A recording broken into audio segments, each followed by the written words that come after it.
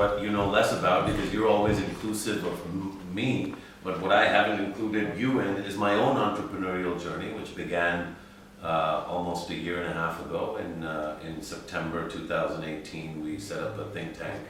So the reason I mention this is not to personalize it, but to say that I'm experiencing the joys, but also the agonies of trying to establish and run an organization that is essentially about what I really believe in, and which is connected to my country. So I salute personally, your and your team's commitment, the hard work that it takes to come into work every day, the long-term vision that maybe only you understand, and the persistence and perseverance it takes for you to keep driving forward. Keep going, brother. This is a fantastic new initiative. You'll have, inshallah, many, many more, and your vision, inshallah, will be achieved. And I think it's important for entrepreneurs to hear that. So I wanted you to hear that you will absolutely, inshallah, succeed. That you just got to keep powering through. I also am an optimist, like Khatak Saab. He's right there. But I also bank on evidence to ground my optimism. Unfortunately, the data and the evidence leaves very little room to be an optimist. But thank God that I'm a Muslim, because that means I can bank on my faith.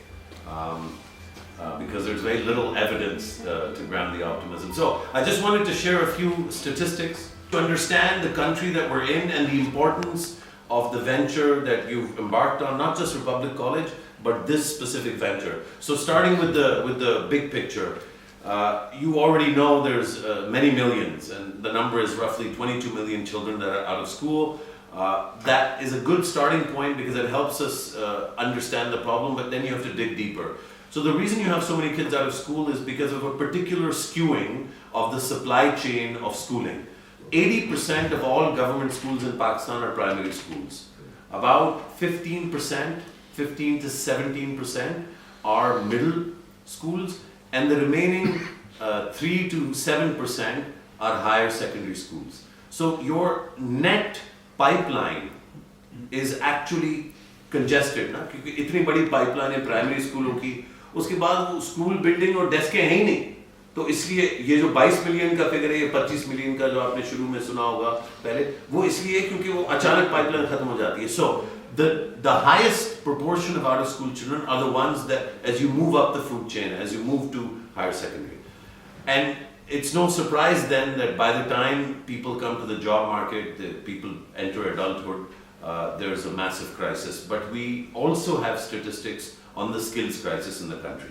Every year, and I'm going to have to look down because I don't want to misquote the numbers. Every year, जो formal schooling system है, उसमें से 1.8 million नौजवान बच्चियां और बच्चे enter करते हैं job market. 1.8 million formal schooling system में से. लेकिन जो non-formal schooling system या जो zero schooling वाले जो बच्चे हैं, उनकी तादाद 4.4 million है. So that makes a total of, now my math is weak, but I'm going to say 6.2 million in total young human beings, male and female, that are coming into adulthood and that need to become economically active. So how do you cater to roughly 6 million kids when only 1.8 million of them are actually receiving formal schooling? The only answer to that question is skills. Unfortunately, the net capacity of skills is very limited. How limited? जो आपके total 6 million या 60 लाख नौजवान आ रहे हैं market में, उनकी skills को build करने के लिए आपके पास मजमूई तौर पे 4,37,000 सीटें हैं, जिसको हम TVET सेक्टर कहते हैं, technical and vocational education and training. वो 4,37,000 जो सीटें हैं, उसमें से overwhelming majority, 93% are for boys or men, and the remaining जो ख़वातीन के लिए, लड़कियों के लिए, औरतों के लिए जो हैं, they are focused on things like beautician and beauty parlor entrepreneurship, whereas the boys training is focused on things like welding and bakery. There's two problems with this. One is that in the age of the fourth industrial revolution, you kind of need more focus on exactly the things that Republic College is talking about. And the other problem is that you kind of need a massively increased capacity.